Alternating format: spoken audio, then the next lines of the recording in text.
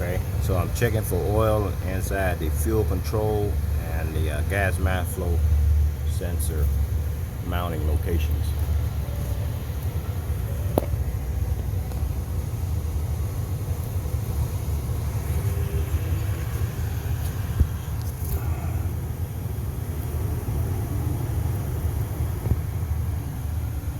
And just a little bit of oil, not much, not too bad, looks good, with just a little bit of oil residue.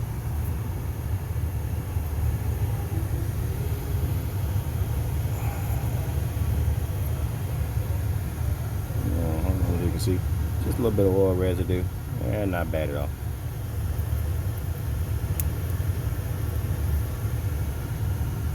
If it was a little worse, I would end up removing the fuel shutoff valve, which is located in the back,